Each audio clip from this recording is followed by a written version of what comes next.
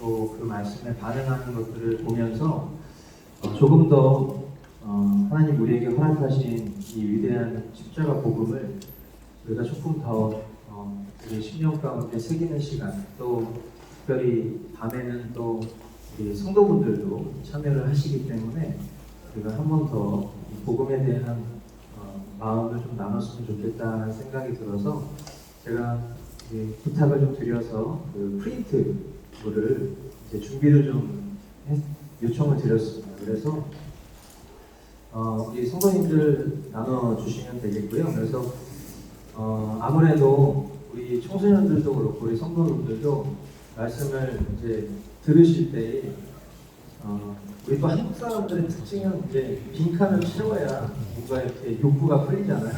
그래서 말씀을 들으시는 동안 여러분들이 이 말씀 내용들을 잘 가슴에 새기시고 또 적으시면서 정리하시고 또 이것이 또 여러분들의 삶 속에서 또 스스로를 돌아볼 수 있는 그런 좋은 표지가 되었으면 하는 마음으로 준비된 프린트를 여러분들이 좀 보시면서 같이 말씀을 나누면 좋겠습니다. 제목을 한번 같이 읽어볼까요? 받으셨으면 제목 같이 한 목소리로 읽어보도록 하겠습니다. 시작. 네, 다시 한번 믿음으로 선포하는 마음으로 다시 한번 크게 시작. 복음으로 변론난 삶. 네. 복음. 오늘 오후 내내 계속해서 복음에 대한 얘기를 했는데 아까도 제가 얘기했지만 제가 2002년 6월 달에 예수님을 믿었다라고 생각했는데 정작 제가 2014년도에 제 심령을 돌아보니까 내가 복음을 몰랐더라라는 얘기를 하면서 복음에 대한 질문을 받았을 때는 이미 저는 신학대학원도 졸업하고 그리고 기독교 교육 대학원도 졸업하고 이미 사역자로서 어느 정도 사역에 누가되지 않을 만큼의 그런 공부는 충분히 한 상태에서 저에게 느닷없이 찾아온 질문이 형제님에게 복음은 뭡니까? 나 전도사인데 나한테 자꾸 형제라고 그래. 이런 마음에 불편한 마음이 들면서 그 불필요한 어떤 의미의식 같은 거 이미 거기서 나중에 깨달은 거지만 사실 제가 자기 부인하기 굉장히 어려운 사람이라는 걸 알았어요. 그랬는데 어쨌든 저에게 형제님에게 복음은 뭡니까? 이렇게 질문했을 때 아유 그런 걸 나한테 물어봐. 이런 마음이 들었어요. 그런데 뭘 그런 걸 나한테 물어봐라는 생각을 하고 나서부터 바로 복음을 제 언어로 표현할 수 없다라는 것을 알았어요. 물론 지식적으로 또 어느 정도 개관스러운 그런 어떤 표현으로는 복음을 이야기할 수 있을런지는 모르겠지만 저에게 질문을 하는 그 질문자의 의도가 저에게 물어보는 그 복음에 대한 질문이 너가 알고 있는 지식적인 거 말고 정말 너에게 복음이 뭐야? 라는 질문으로 들렸었기 때문에 어쩌면 제가 복음에 대한 대답을 하기가 더 어렵지 않았는가라는 생각이 듭니다. 이 자리에 계신 우리 모든 여러분들에게도 한번 질문을 해보고 싶어요. 여러분들에게 복음이 뭔가? 복음이 뭡니까? 이 자리에 신앙생활 오래 하신 분들도 계실 거고 또 우리 친구들도 신앙생활 저랑 거의 횟수 비슷하잖아요. 그죠? 예, 태어날 때부터 모태신앙이라고 하니까 날 때부터 정말 십자가 물고 태어난 친구들인데 그러면 적어도 15년 이상 이렇게 신앙생활 했을 텐데 저도 2002년부터 예수 믿었으니까 얼추 비슷한 거 아니겠어요? 여러분들에게 복음이 뭡니까?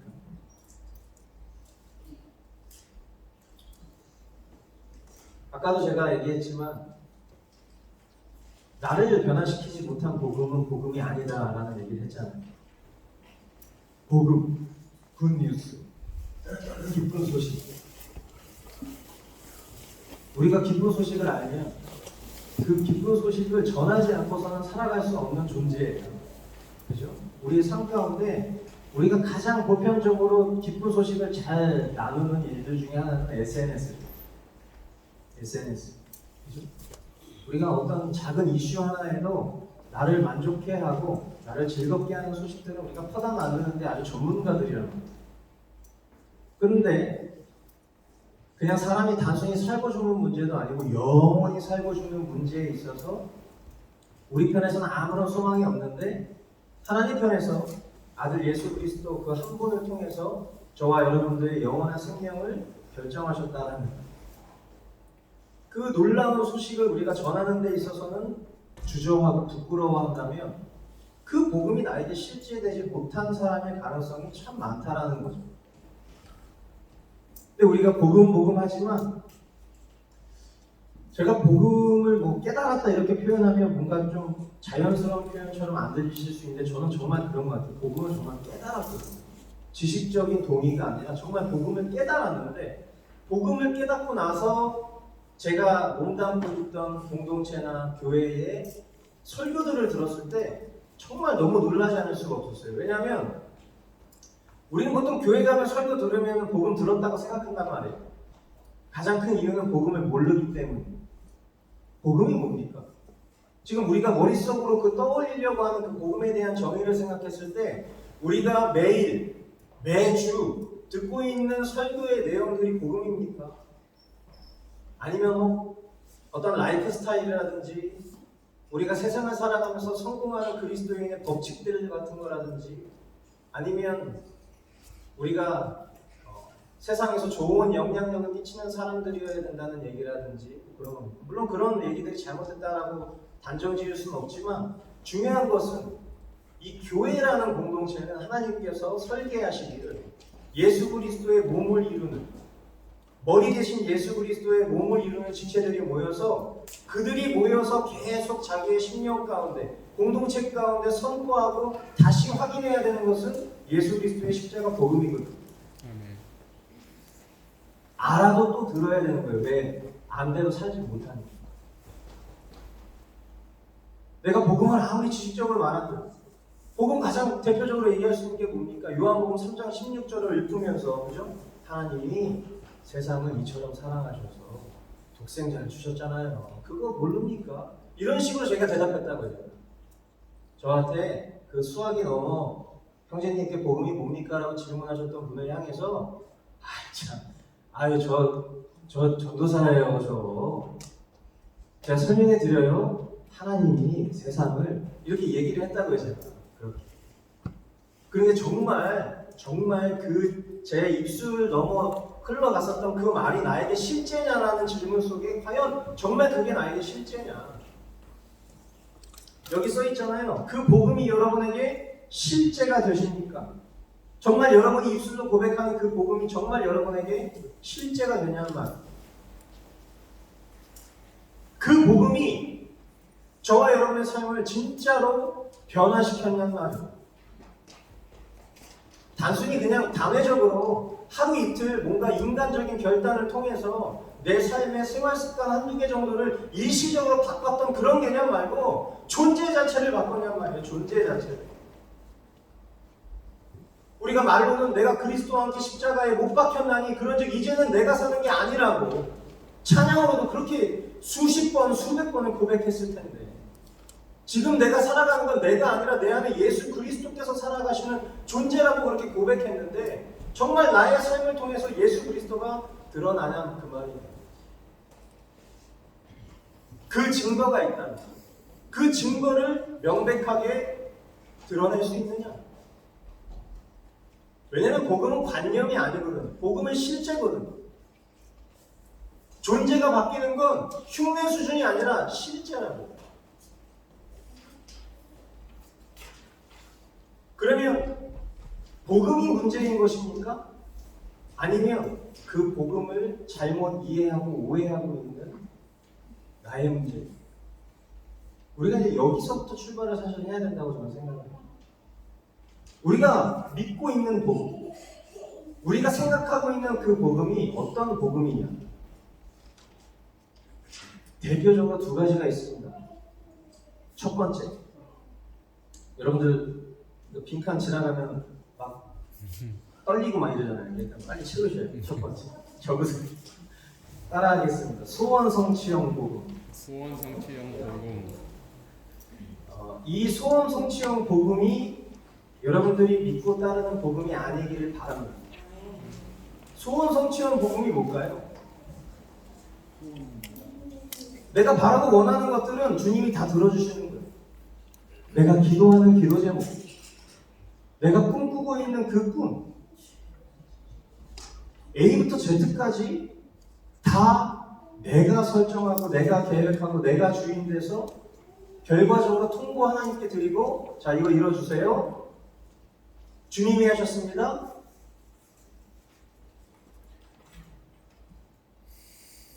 물론 하나님 우리 아버지셔서 우리가 하나님 앞에 참된 자녀로서 하나님과의 그 관계가 명백한 상황에서 우리가 하나님 앞에 바라고 구하기도 전에 하나님은 우리의 문제를 해결해 주실 수 있는 그런 아버지세요.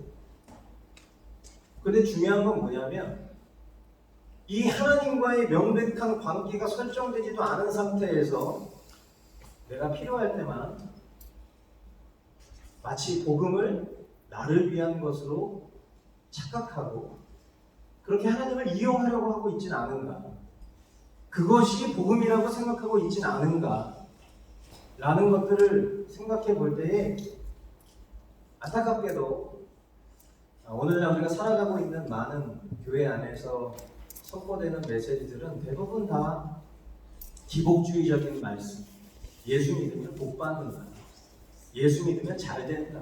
근데 그 말은 정답이거든요. 예수 믿으면 복 받는 거 맞고 예수 믿으면 잘 되는 거 맞아요. 그런데 그 복 받고 잘 되는 개념이 뭐냐? 그 복이 뭐냐? 예수 믿고 받는 복의 가장 최고가 뭐냐? 그건 영생이잖아요. 영생. 아멘이십니까? 아멘. 영생을 뛰어넘는 복이 있냐? 그 어떤 것과 비교해도 아무것도 없어요. 근데 우리는 다 옵션들, 곁가지, 성경에 나오는 표현대로라면 그 가나안 여인이 아우 저는 산에 있는 그 똥마신 부스러기라도 괜찮습니다 라고 했을 때 그 부스러기 같은 걸 우리는 원해요.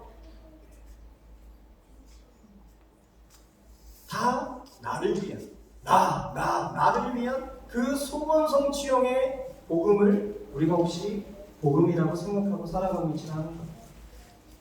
그럼 어떻게 돼요? 그 소원이 이루어지지 않으면 하나님 별볼 일 없네.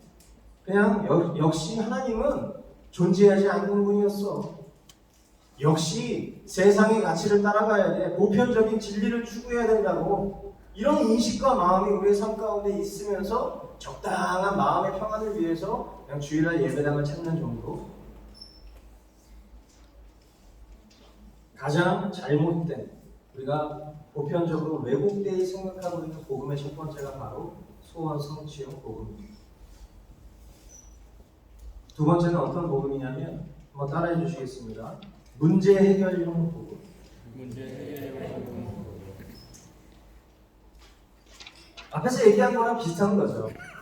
그죠? 문제 해결. 모든 것이 다 오케이예요, 오케이. 모든 것이 다. 내가 가지고 있는 모든 문제들, 그 문제들만 해결되면 주님이 정말 좋은 분이. 근데 그 문제가 해결되지 않으니 마찬가지입니다. 그냥 주님은 아무런 능력이 없는, 그냥 뭔가 나를 억제고 나를 감시하는 짓궂은 할아버지처럼 여기는. 그래서 뭔가 하나님은 나를 늘 시험하시는 것 같고 하나님은 늘 나를 괴롭히시는 것만 같은 그런 느낌. 뭔가 하나님 앞에 나아가려고 하면, 뭔가 내가 하나님 앞에 바라고 원하는 것들이 있지 않으면 괜히 나아가기 불편한 그런 분. 뭔가 절박한, 내 지금 문제가 해결돼야 되는, 이번에 당장 지금 시험을 봐야 되는데 시험 공부를 하나도 안 했지만 주님이 특별한 능력을 주셔서 좋은 점수를 얻을 것이라고 아멘 하면서 막 주님 앞에 나아가면 주님이 뭔가 특별한, 막 갑자기 문제를 딱 봤는데 외지가이처럼 2번 이렇게 3번 이렇게 떠오를 것만 같은 그런 초자연적인 것들을 바라는데 실제 보면 아무것도 이루어지지 않으니까 주님 앞에 기도해봤자 소용이 없어. 주님과의 기도를 꼭 이렇게 정략적이고 뭔가 목적 중심적으로 접근하려고 하는 태도들. 이 태도만 있으니까 반대로 아주 열심을 내는 거죠. 한번 내가 주님과 아주 그냥 확실한 관계를 맺을 거야 이번에. 그래서 주님이 나를 아주 이뻐하셔서 나로 하여금 내가 바라고 원하는 모든 것들을 들어주실 거야 라는 그런 마음으로 했는데 진짜 잘 돼. 그게 잘 안 될 수도 있는데 진짜 잘 돼. 그럼 그때부터 그 사람의 신앙 방식은 다 그렇게 가는 거야. 주님한테. 그러다가 어느 날 평상시에 내가 하던 그런 주님과의 관계로 아주 열심히 기도도 열심히, 성경도 열심히, 뭐든지 다 열심히. 아까 제가 얘기했잖아요. 믿음의 반대가 뭐라고? 나의 열심. 모든 걸 다 내 열심으로. 결국 나야 나. 결국에 끝자락에 남는 거. 주님이 아니라 결국엔 나. 그렇게 했는데 안 돼. 그럼 어떻게 합니까? 주님과 싸우려고 하죠. 자, 주님이 이기나 내가 이기나 한번 내가 더 큰 열심으로 주님 앞에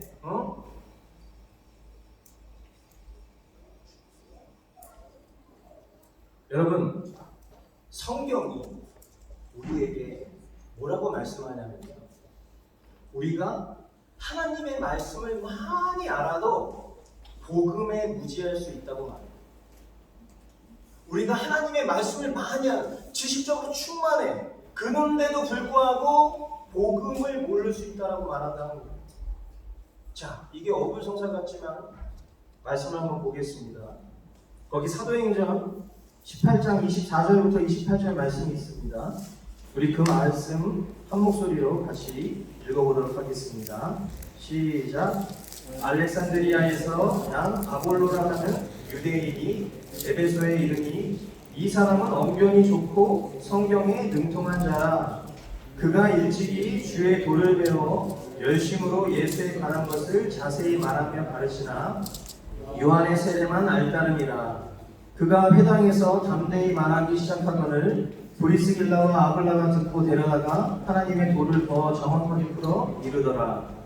아볼로가 아가야로 건너가고자 하므로 형제들이 그를 격려하며 제자들에게 편지를 써 영접하라 하였더니 그가 감에 은혜로 말미암아 믿은 자들에게 많은 유익을 주니 이는 성경으로서 예수는 그리스도라고 증언하여 공중 앞에서 힘있게 유대인의 말을 이기미러라.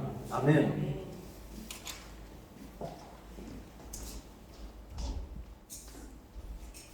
이 말씀에 보니까요,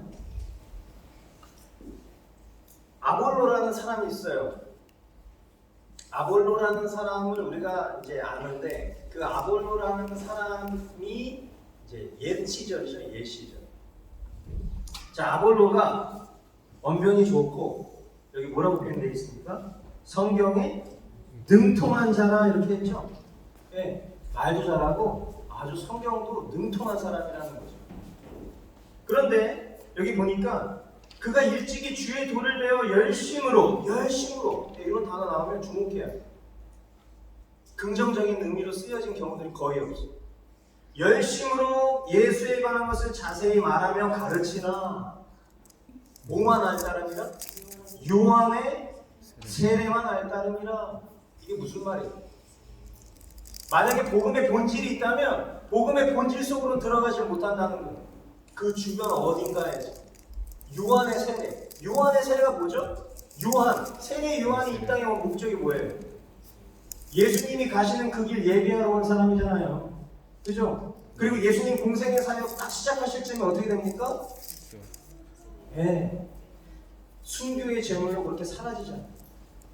무슨 말이에요? 요한의 세례만 안다는 거예요. 딱 그 정도 수준까지밖에 모른다는 거예요. 성경에 능통한데. 제가 앞서서 뭐라고 얘기했죠? 우리가 아무리 하나님 말씀 많이 알아도 복음에 무지할 수 있다.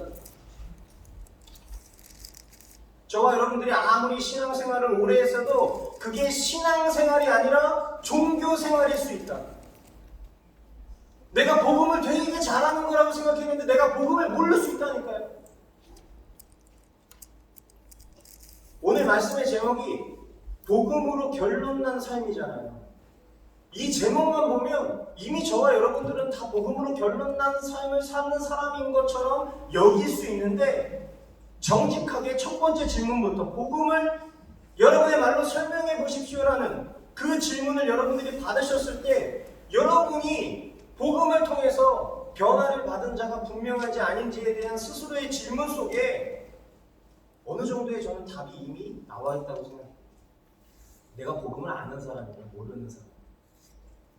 앞에서 얘기하는 제가 복음에 능통해서 여러분한테 이런 얘기를 하는 게 아니에요. 제가 분명히 말씀드리지만 저도 어제의 믿음으로 오늘을 살 수 없는 자입니다. 그래서 오늘 저는 복음이 필요한 사람이에요. 저희 공동체가 고백하는 찬양 중에 나 주님이 더욱 필요해라는 찬양이 있어요. 근데 그 찬양의 고백이 단순히 그냥 뭐 베델처치의 키워커가 불러서 우리가 그거를 레퍼런스해서 노래를 부르는 게 아니에요. 너무 복음적인 가사이기 때문에 그렇습니다. 왜? 나 주님이 더욱 필요하다는 거예요.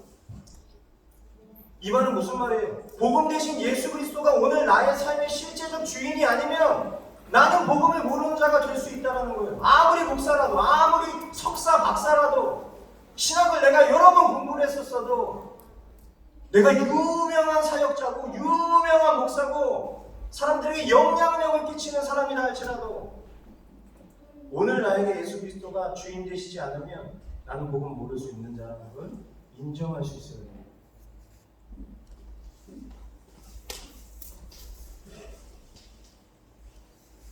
자, 그 아볼로가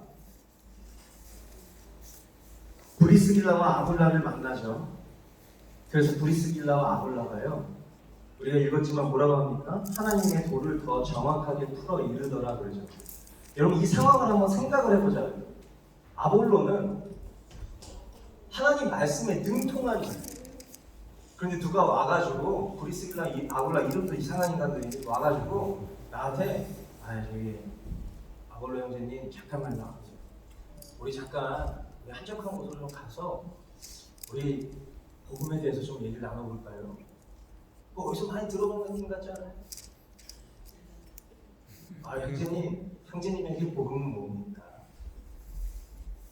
저는요, 물론 나중에 제가 그분이 누군지 알아서 우리가 정말 형제의 뜨거운 포옹을 하면서 정말 눈물 흘리면서 복음 안에서 하나 되게 하신 주님 찬양했지만, 처음에는 뭐야 이거 막 이런 느낌이었어 정말. 근데 이 브리스길라 아볼라가 이 아볼로에게 와서 하나님에 대한 도를 가르친다.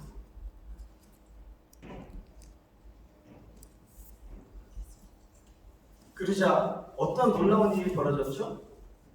아볼로가 아가야로 건너가고자 하므로 형제들이 그를 격려하며 제자들에게 편지를 써 영접하라 하였더니 그가 감에 은혜로 말미암아 믿은 자들에게 많은 유익을 주니 28절 이는 성경으로서 뭐라고 증언했다고요? 예수는 그리스도다. 아멘. 여러분 이 고백이 우리의 결론이 되어야 돼요. 예수님이 우리의 전부가 되신다. 왜? 우리를 구원하실 수 있는 유일한 그리스도시니까. 예수는 그리스도다 라고 증언하여 공중 앞에서 힘있게 유대인의 말을 이깁니다. 유대인이랑 말싸움에서 어떻게 이 율법주의를 철철 그냥 피 한 방울 안 날 것 같은 그 인간들을 말로 이기는데 그 말의 효력은 예수는 그리스도다. 성경에 해박해도 복음 모를 수 있어요. 요한복음 5장 39절 40절 너희가 성경에서 영생을 얻는 줄 생각하고 성경을 연구하거니와 이 성경이 곧 내게 대하여 증언하는 것이니라. 그러나 너희가 영생을 얻기 위하여 내게 오기를 원하지 아니하는구나. 지금 이 얘기를 하고 계신 분이 누굽니까? 예수님. 예수님. 야, 너네 진짜 성경 열심히 연구하는구나. 예수님은 하나님이시잖아요. 우리의 마음과 생각을 꿰뚫어 보실 수 있는 분이라. 예수님이 봤는데 이 인간들이 아주 성경에 해박한 지식을 갖고 있는 게 눈에 다 보이시는 분이에요. 야, 그 너네 그렇게 성경을 열심히 연구하는데 왜 나한테 나오려고 하지 않냐? 호로고스, 말씀이 육신이 되어 오신, 말씀의 본체가 되신 그분이 지금 버젓이 눈앞에 있는데 그 말씀을 열심히 연구했다는 사람들이 예수님을 그리스도로 알아볼 수가 없어. 예수님께로 나아오려고 하지 않아. 말씀을 잘 아는 거예요? 모르는 거예요? 모르는 거예요. 예수님을 못 알아보고.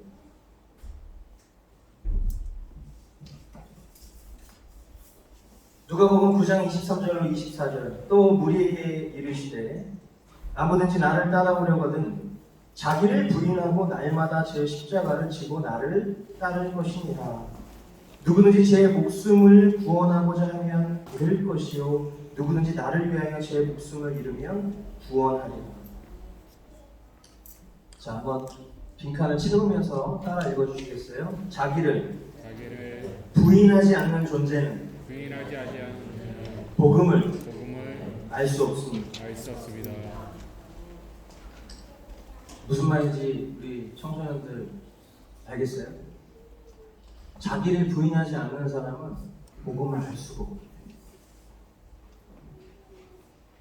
누구든지 나를 따르려거든. 지금 이 얘기 누가 하시는 거죠? 예수님. 누구든지, 여기서 말하는 누구든지 우리는 주목해야 해요. 보통 이 말씀을 사람들이 다룰 때에 이 말씀을 약간 어떤 식으로 다루냐면 예수님을 따르는 사람들 뭐라고 그러죠? 제자라고 하잖아요. 그럼 오늘날 예수님의 제자는 어떤 사람들이에요? 예수님 믿는 어? 예수님 믿는 사람. 어떤 사람들이에요? 예수님 믿는 사람들. 우리가 이렇게 생각하고 우리가 이렇게 질문을 하지만 제가 이렇게 질문하지만 많은 사람들이 제자, 예수님을 따르는 사람, 12사도 막 이러면 우리는 어떤 생각을 하냐면 이렇게 자기 부인하고 예수님 따르는 사람들은 목사님이나 선교사님 같은 사람들로 생각해요. 그런데 여러분, 저와 여러분들을 부르는 그 영광스러운 호칭이 있잖아요. 그게 뭐죠? 그리스도인. 영어로 크리스천. 그죠? 그리스도인. 그리스도인이 뭐야? 그리스도를 따르는 사람이라고.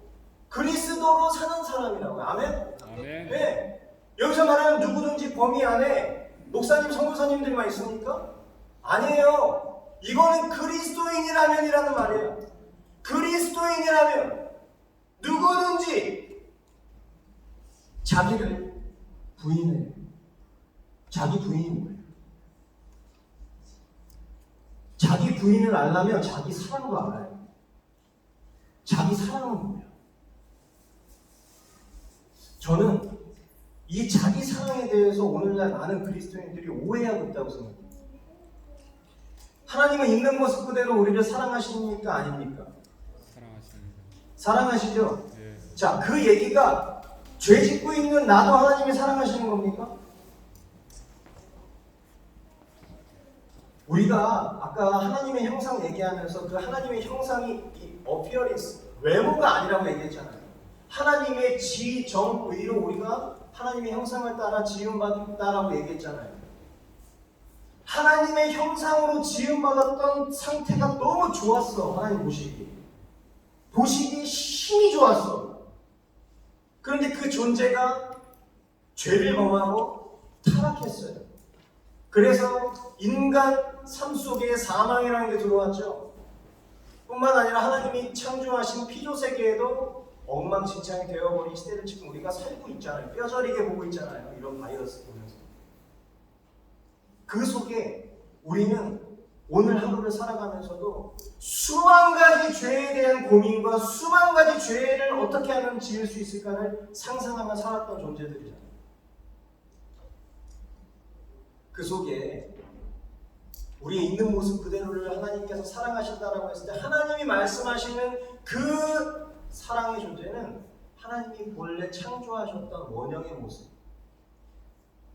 그러나 오늘 우리의 실제 육신의 몸을 입고 살아가는 우리는 늘 권고하고 육신과 마음이 원하는 것 너무 다르고 그런 삶을 살아가고 있지만 그런 우리로 하여금 너 의롭다. 이 말 무슨 말이에요? 예수 그리스도의 그 십자가 은혜로 그 모든 일들이 하나님 편에서는 이미 다 끝난 거예요. 이미 다 끝난 일이라. 그래서 하나님 편에서는 그런 우리를 바라보시면서 너 의롭다, 내가 너를 사랑한다 하지만 우리가 죄를 품고 살아가는 그 존재된 모습을 사랑하시는 건 아닌 거예요. 그런데 오늘날 많은 그리스도인들이 여전히 죄를 사랑하고 여전히 죄를 품고 여전히 죄를 범하면서도 하나님은 나를 사랑하신다는 거짓 믿음을 갖고 살아간다. 아무런 성화의 노력도 주님을 바라는 기대도 없이 그렇게 우리가 그냥 막연한 주님의 사랑을 구하면서 살아가고 있지는 않은가 우리가 생각해 볼 필요가 있어요. 그래서 진정한 자기 사랑이라는 것은 뭐냐면 한번 따라해 주시겠어요? 좀 문장이 기니까 여기 없으니까 한번 따라해 주세요.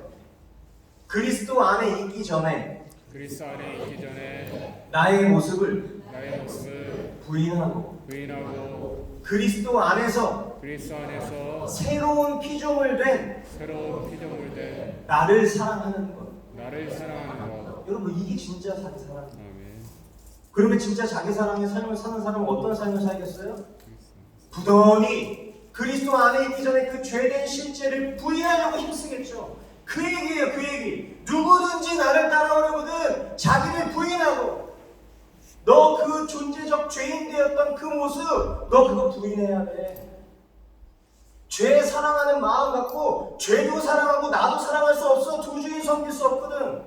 돈 사랑하는 그 너의 탐욕, 세상 사랑하는 너의 그 가치, 육체의 정욕 추구하는 너의 그 더러운 죄성, 너 그거 품고 나를 쫓는다고? 미안한 얘기인데 그럴 수가 없단다. 주님 그렇게 얘기하시는 거예요. 결정적으로 뭐라고 말씀하세요? 자기를 부인하고 제 십자가를 지고 나를 따를 것이다. 십자가 뭐예요? 죽음이죠, 죽음. 그리스도와 함께 죽는 죽음. 이 명백한 고백이 없는 자는 그리스도인이 아니라는 거예요.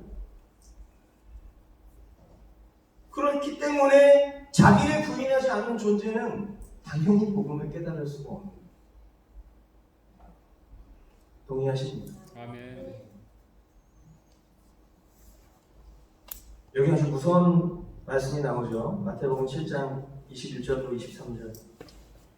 나더러 주여 주여 하는 자마다 다 천국에 들어갈 것이 아니요 다만 하늘에 계신 내 아버지의 뜻대로 행하는 자라야 들어가리라.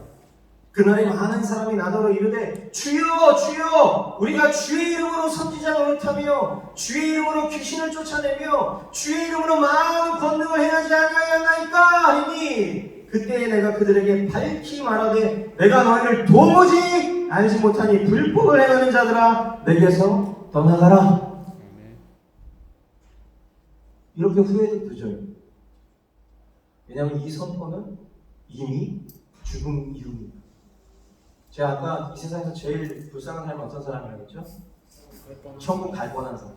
그냥 평생 그냥 죄 짓다가 그냥 지옥 가면 그나마 괜찮은데 내가 하고 싶은 것도 제대로 못하다가 그냥 죄도 좀 짓다가 말이고 뭐 주님 때문에 뭐 회개한다고 어쩌고저쩌고 하다가 막상 가봤는데 주님이 난 널 알지 못한다.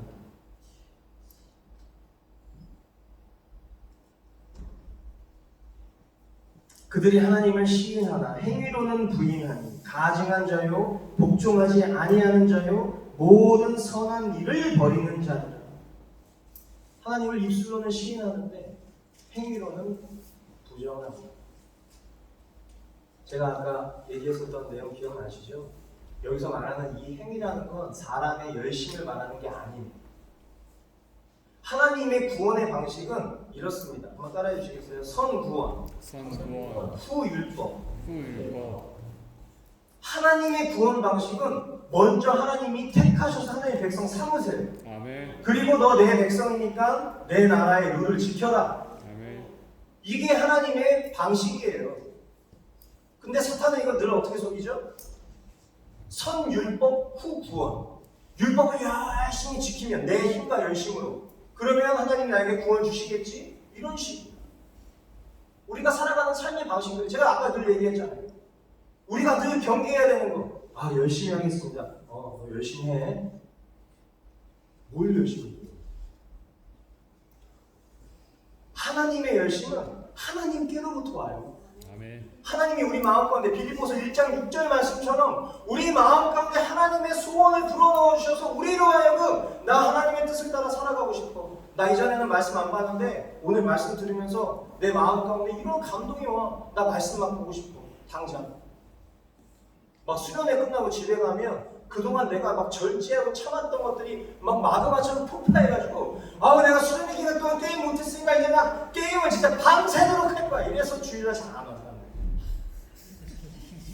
토요일날 수련회 딱 끝나고 집에 보냈더니 얘가 이 수련회 때 막 인간의 열심으로 막 집착한 거야. 이거 언제 끝나죠? 육아가 이름도 이상해 막. 뭐야, 집에 죽겠는데 와가지고 계속 막 열심은 아니라고 그러면 나 열심 안 할 거야. 막 이런 마음으로 게임을 열심히 해. 여러분 잘 기억하세요. 우리 마음 가운데 하나님께서 주시는 감동을 우리 잘 기억해요. 지금 만약에 이 순간에 안 듣는 척해도 다 듣는다니까. 청소년들 스타일.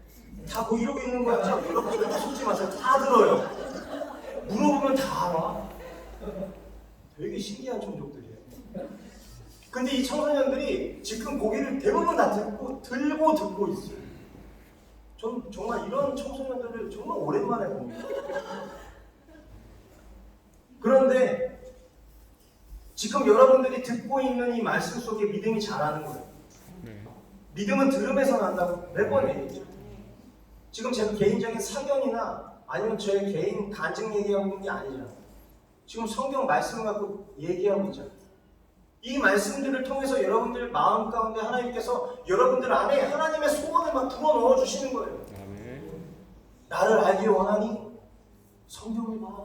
아멘. 나를 사랑하길 원해 성경을 봐. 계속 그런 마음들을 공급하실 때 우리 안에 내가 결단하는 것 같죠. 이제 성경 좀 봐야겠네. 내가 너무 쉬웠네. 이런 뭔가 마음이 드는 것 같지만 사실 그 마음도 주님이 주시지 않으면 우리는 가질 수가 없는 존재라는 거예요.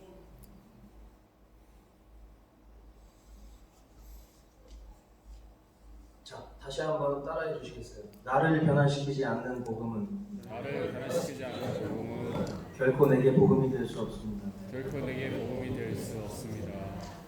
아멘이시죠? 아멘. 우리 존재를 변화시키지 않는 복음이 어찌 복음이 되겠습니까? 어찌 그게 기쁜 소식이라고 나가서 거리에서 예수님 믿으세요. 이거 고역이지 고역.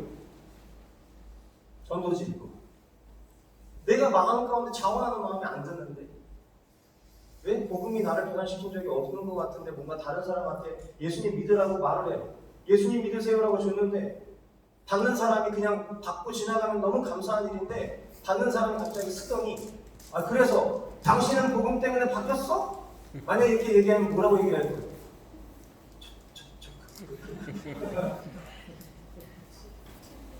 친구한테 야 교회 한번 가자. 교회 왜 가? 네 꼬라지를 보니까 교회 별로 가고 싶지 않은데 그럼 뭐라고 얘기할 거예요? 우리 존재 자체가 바뀌질 않아요.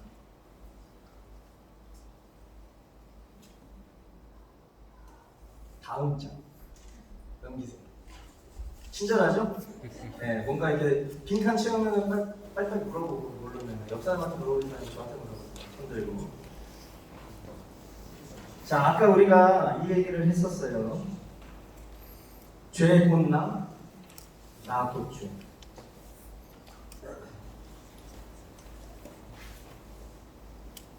아까 제가 스포이드 얘기를 했어요. 그죠? 만약에 예수님이 나의 죄를 위해서 죽으셨다. 우리가 예수님의 죽으심을, 예수님의 그 대속을 나의 죄를 위해서 죽으셨다라고 만약에 우리가 정의한다면 그건 50점짜리 답이에요. 100점짜리 답은 뭘까요? 대답해서 빨리. 아까 내가 얘기했죠. 단어 하나 얘기했잖아. 뭐예요? 나의 죄를 위해서 죽으신 게 아니라 네, 조금 더 나를 말고 나와 그하지 나와 함께. 함께. 나의 죄를 위해서 죽으신 게 아니라 나와 함께 죽으신 거예요. 아멘. 아멘. 나의 죄와 나라는 존재가 분리될 수가 없어. 스포이드로 푹 꽂아가지고 죄만 싹 뽑아가지고 주님께 이렇게 드려서 주님이 십자가에서 이렇게 하실 수 있는 게 아니라는 거예요. 그래서 대표적으로 제가 아까 갈라디아서 2장 20절을 읊었잖아. 내가 그리스도와 함께 십자가에 못 박혀나는 이 개념을 저는 몰랐어. 말씀을 많이 알아도 복음에 무지했던